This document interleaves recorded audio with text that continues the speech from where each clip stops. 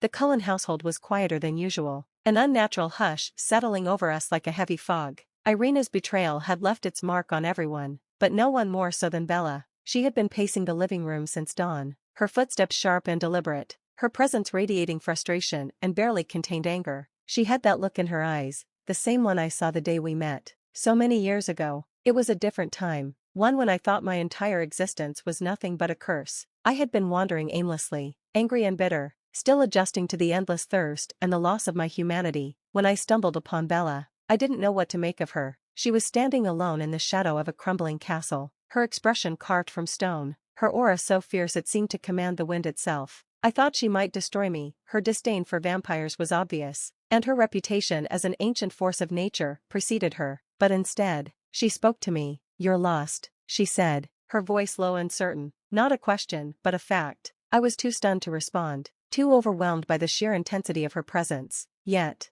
instead of leaving me to my misery or worse, she stayed, she listened. Over the weeks that followed, she became my protector, my guide in a world I had yet to understand. Her loyalty to me was fierce, unwavering, and it became my anchor in a life that had felt adrift. Now, standing in the present, I could see that same fierce determination burning in her eyes as she stopped pacing and turned to face the family. "This isn't just about Irina," she said sharply, her voice cutting through the silence. "The Volturi are behind this. They've been pulling the strings, manipulating her, using her to weaken you." Edward's brow furrowed as he straightened from where he was leaning against the wall. "You're certain of this?" he asked, his voice skeptical but cautious. Bella's gaze locked onto him, unflinching. "Yes, I'm certain," she said firmly. "The Volturi have always used division as their weapon of choice. They want you to turn on each other, to break the trust you've built. That's how they control their enemies, by making them doubt everything, including themselves." The room fell into a tense silence as her words settled over us. Carlyle, ever the mediator, stepped forward, his expression thoughtful but tinged with worry. "If that's true, Bella, then what do you propose we do?" he asked. "How do we counter a strategy designed to tear us apart from within?" Bella's jaw tightened, her eyes burning with the intensity of her resolve. "We don't let them win," she said simply. "We stand together, stronger than ever. We show them that their manipulations won't work, and we prepare for what's coming,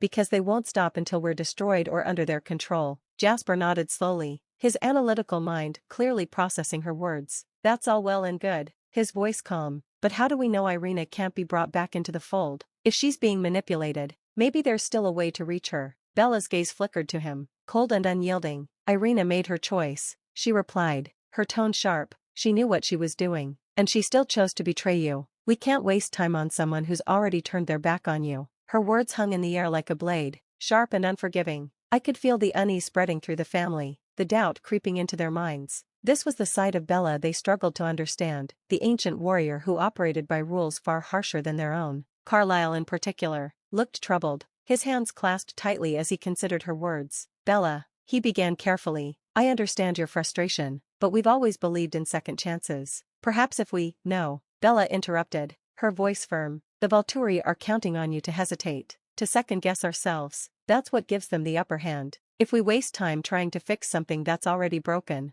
we'll lose everything." Her words were met with silence, the family exchanging uneasy glances. I could see the conflict in their eyes, the struggle to reconcile Bella's ruthless logic with their own ideals, but I also knew she was right. The Volturi weren't like us, they thrived on power, manipulation, and control. If we hesitated, even for a moment, they would destroy us. As the discussion continued, I stepped closer to Bella, brushing my hand against hers in a gesture meant to steady her. She glanced down at me, her expression softening just slightly. It was a small moment, a quiet reassurance between us that reminded me of the bond we shared. "We'll figure this out," I said softly, my voice low enough that only she could hear. "Together." Her lips twitched into the faintest of smiles, and she gave a small nod. "Always," she murmured, her voice carrying a warmth that was reserved only for me. The family continued their deliberation, but Bella's focus remained unwavering. Later that evening, as the house grew quiet, I found her sitting by the window, her gaze fixed on the forest beyond. I approached her cautiously, sensing the storm still brewing within her. "You're thinking about her," I said gently, sitting beside her. Bella didn't look at me, but her jaw tightened.